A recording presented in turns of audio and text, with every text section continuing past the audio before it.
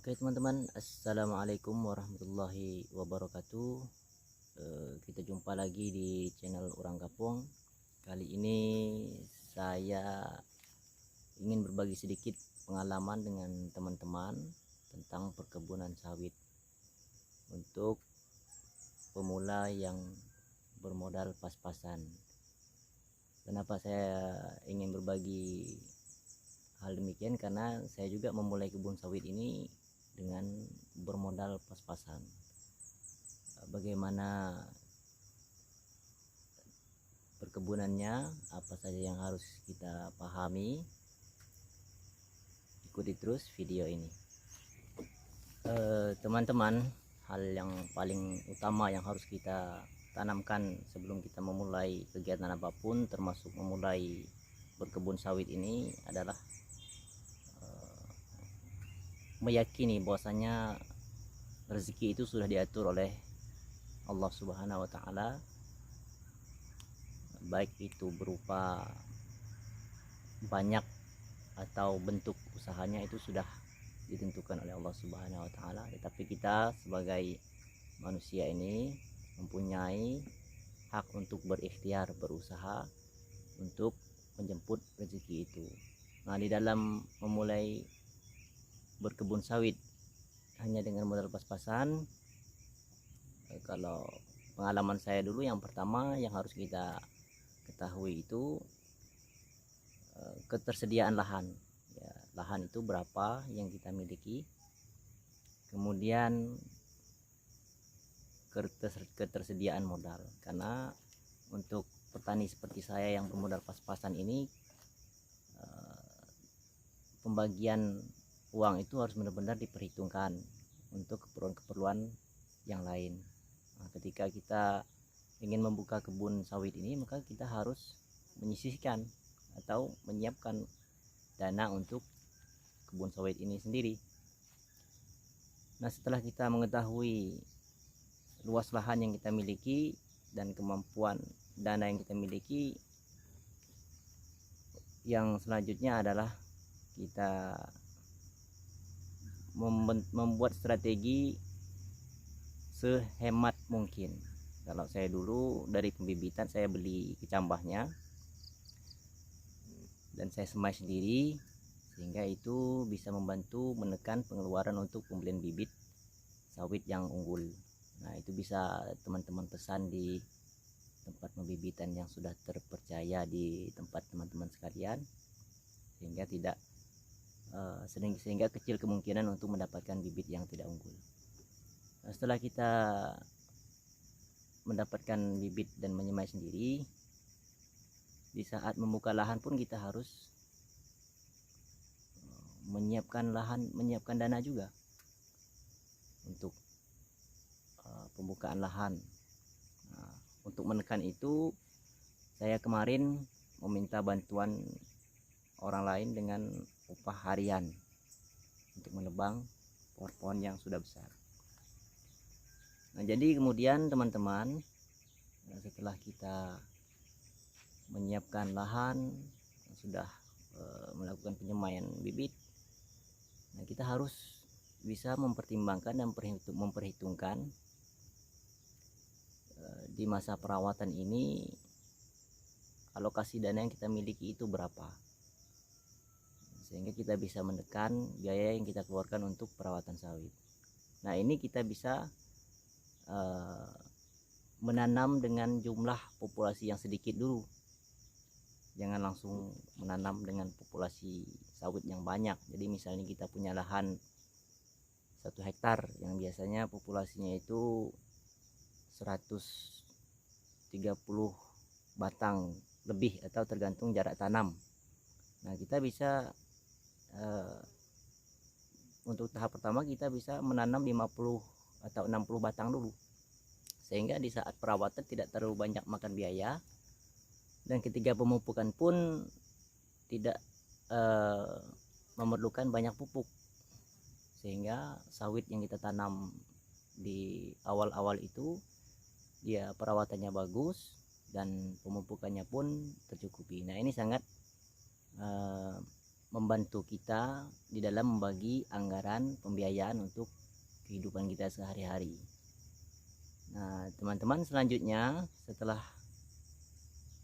masa tanam kita lalui, untuk menekan operasional perawatannya, karena hanya kalau untuk ukuran 50 batang atau 60 batang itu tidak memerlukan tenaga kerja lain, kita bisa mengerjakannya sendiri. Nah untuk menekan itu, jika kita tidak menggunakan strategi tumpang sari, kita bisa menanam tanaman kacang-kacangan di sela-sela sawit yang kita tanam. Nah ini bisa untuk mengurangi penggunaan racun gulma ya, pengendali gulma atau herbisida. Kita bisa menekan penggunaan herbisida, dan tanah yang ditutupi oleh kacang-kacangan itu tetap dalam keadaan dingin, sejuk, sehingga penggunaan pupuk yang mengandung nitrogen pun kita kurangi. Selanjutnya teman-teman, di tahap berikutnya, ketika sawit ini sudah mulai beranjak besar, sudah mengeluarkan buah kastrasi, sudah bisa dikastrasi, sudah mengeluarkan buah dompet atau buah pasir istilah orang. Di sini kita sudah mulai bisa mengatur pemupukan. Kalau untuk jumlah populasi yang kita tanam itu 50 sampai 60 batang, itu satu sak pupuk itu sudah sangat cukup untuk ukuran tanaman sawit yang berumur 0 sampai 2 tahun setelah tanam. Itu sangat cukup, dan kita bisa gunakan rotasi di 3 bulan atau 4 bulan sekali pemupukan.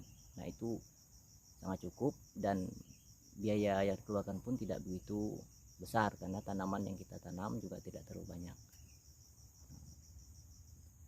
Dan dengan pengurusan yang demikian intensif dilakukan untuk tanaman sawit yang sedikit ini, insya Allah hasilnya pun tidak mengecewakan. Karena saya pernah sharing juga dengan teman-teman tentang perkebunan sawit ini.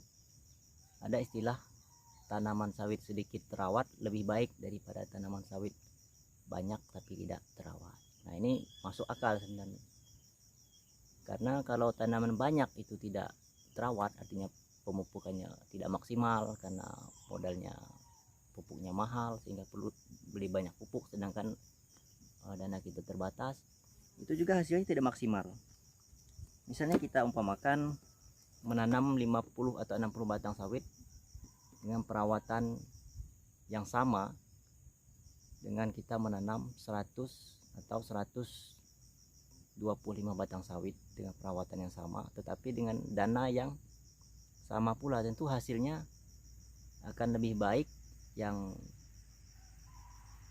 60 batang atau 50 batang tadi. Karena misalnya kita beli pupuk satu sak untuk tanaman yang 100 batang atau 120 batang populasinya, kita hanya bisa memupuk kurang dari setengah kilo satu batang, sedangkan untuk tanaman sawit yang 50 atau 60 batang saja kita tanam, itu pupuknya bisa setengah atau sampai 1 kilo per batang. Nah ini itu berbeda pertumbuhan dan hasil yang dicapai dari segi pemupukannya saja.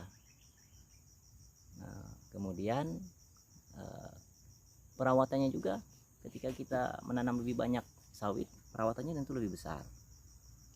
Nah ini adalah salah satu strategi yang perlu diperhatikan untuk kita petani-petani yang bermodal pas-pasan seperti saya ini. Dan pengalaman yang saya dapatkan ini memang ternyata benar itu, karena saya menanam ini kemarin 100, sekitar populasi 180, hampir 200 batang, karena sebagian ada yang mati, jadi saya perkirakan 180 batang yang hidup.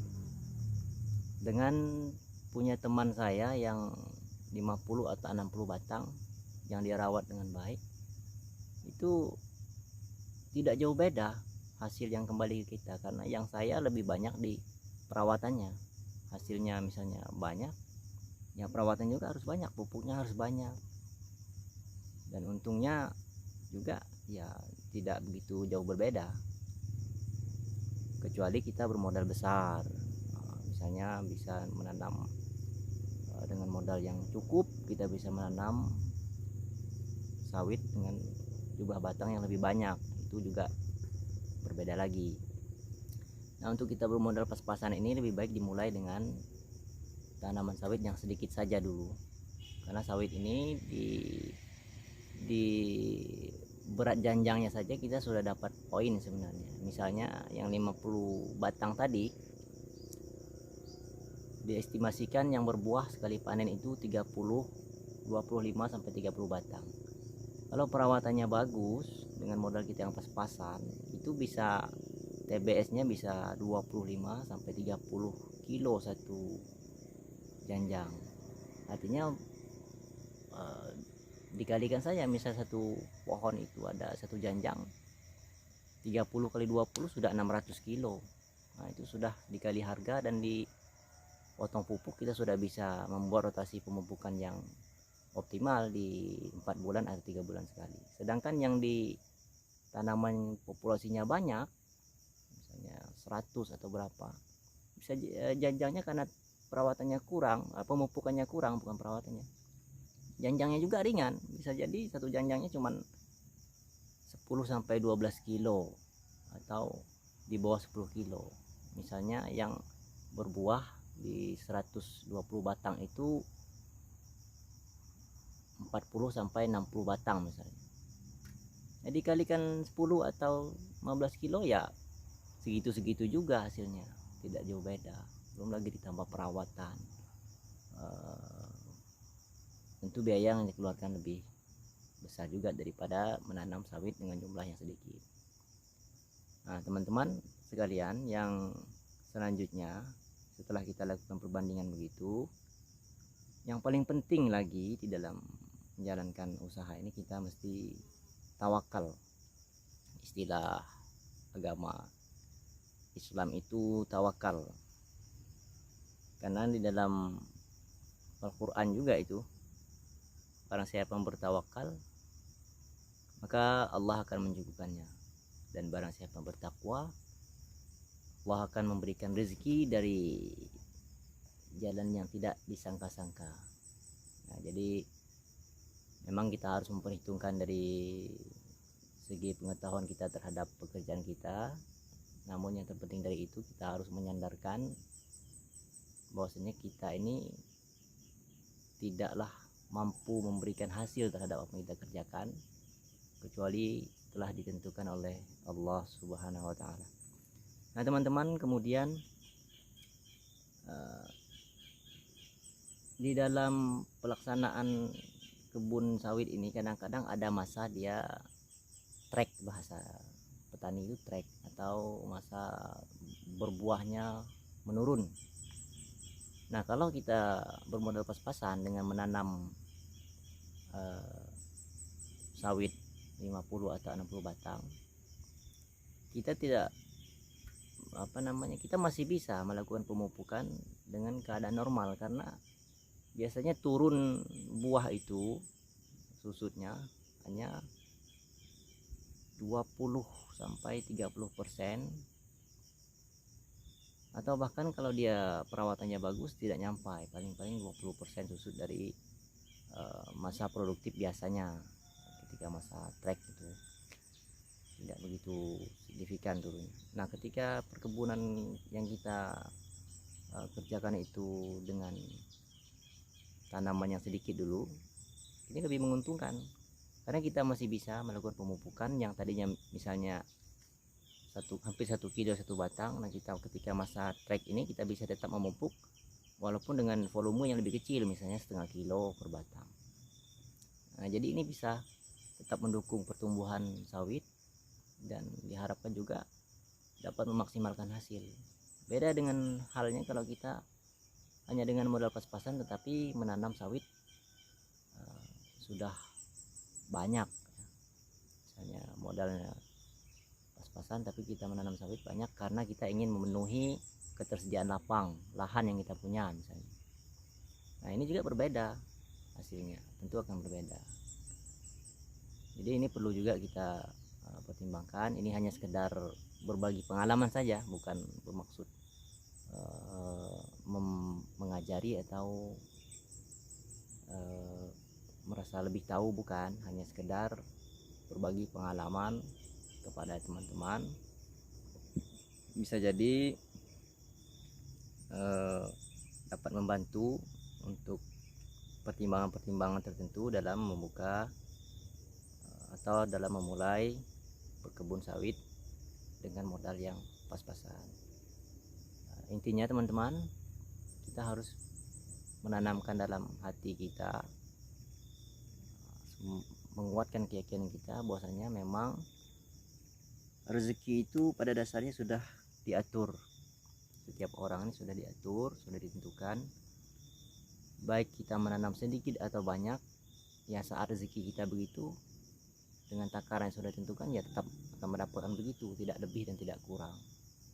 Ada saja kendalanya, misalnya harganya murah, atau tanaman kita terserang penyakit, atau kita mendapat musibah sehingga hasil yang kita dapat dari usaha kita tadi tidak sesuai seperti yang kita harapkan. Nah ini perlu kita pahami dan perlu kita yakini, dan selanjutnya kita harus kembalikan segala urusan hanya kepada Allah semata, dan kita tetap berdoa sembari berusaha agar yang kita usahakan ini mendapat keberkahan dan menjadi rezeki yang halal lagi baik untuk kita. Saya rasa demikian dulu sharing dan berbagi pengalaman dari saya di video kali ini. Mudah-mudahan bermanfaat, dan saya juga mohon kritik dan saran di kolom komentar untuk teman-teman. Kita akan berjumpa lagi di video-video berikutnya. Jangan lupa tetap berpikir positif, bertawakal sepenuhnya, bersabar sekuat-kuatnya, berusaha semaksimalnya, ibadah sekhusyuknya. Terima kasih. Subhanakallahumma bihamdika, asyhadu an la ilaha illa anta, astaghfiruka wa atubu ilaik. Salam orang kampung.